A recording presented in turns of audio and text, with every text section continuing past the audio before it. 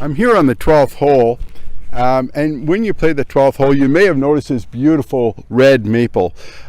What you may not have known, it's dedicated to a very extraordinary woman, Geraldine Graham. And there is a plaque down here, which I'll show you in a second. But I have this morning with me Nancy Mandigo, her daughter, who's going to tell us about Geraldine. So, notice that tree. It's beautiful. Nancy Mandigo, the mother of Geraldine Graham. We're here by the beautiful red maple here on number 12. And before we get into why we're here, I just wanted to talk with Nancy. Nancy, maybe you can tell us a bit about yourself, and we'll get into the reason why you're here in a minute. Well, I moved here 11 years ago. I happily inherited my mom and dad's house, so I was right here in Carleton to begin with, so we joined the golf club. I taught in Montreal for 34 years at a very nice girls' private school. My husband worked for Bell in Montreal, and we thought we'd come here for 2 years, give it a try, and move back, and we never looked back. How long have you been golfing and golfing at Carleton? Well, I've been golfing at Carleton since I arrived here in 2011, but before that I only golfed, well, once a week, 9 holes with a bunch of teachers, and the golf was more of the conversation and the lunch. I'm still struggling to be a golfer, but I play here 3-4 times a week and I enjoy it. Oh, great. That's super. Listen, the reason why we're here today is because this beautiful red maple you see behind us has been donated by the Kiwanis Club in memory of your mother, Geraldine Graham. Who was Geraldine Graham? Well, Geraldine Graham, as it says on the plaque, was a very lovely lady. She was born in Winnipeg, raised in Winnipeg, met my dad right after the war. He was also from Winnipeg. He got a job with Alcan, and it took them all over the world, many places in Canada. We moved around a lot.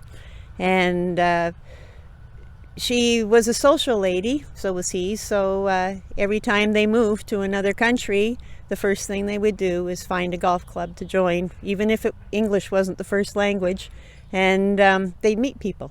So she just, she played golf. She was involved in golf and curling just about everywhere they went. Tell us about her involvement in golf at Carleton. I know she was very involved here.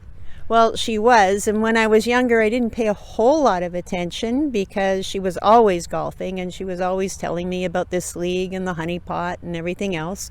But then I inherited the job of co-convening the Tuesday morning league shortly after I got here. I wasn't a golfer, but I could organize because I was a teacher. So I got the job, and I went through the sacred binder, the blue binder that gets passed down, and my mom's handwriting was all over it, so I had to clean it out because it hadn't been cleaned out since the 1990s.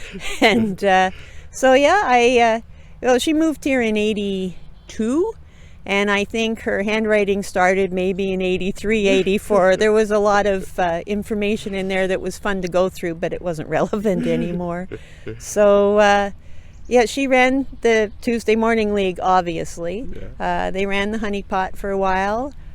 She golfed 4 times a week, 18 holes, until the year she passed away. And so she finished golf one summer and then sadly got pancreatic cancer over the winter, and that was it. Oh, that's too bad. So that was 2004. Now, tell us about why the Kiwanis Club donated a tree in your mom's honor. Well, my dad was extremely involved with Kiwanis, and I gather it's because I spoke to some people, one in Montreal also.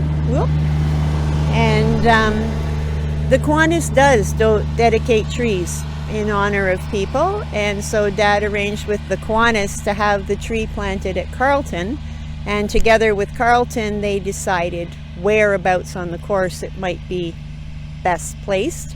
And so Dad, we just live 3 houses down there on the water, and after Mom passed, Dad's mobility decreased, and so he could walk this far in the morning. So he'd get his 2 canes going and he'd walk up the road and come this far, and then he would like visit her and then go back home. So it was like a cemetery trip.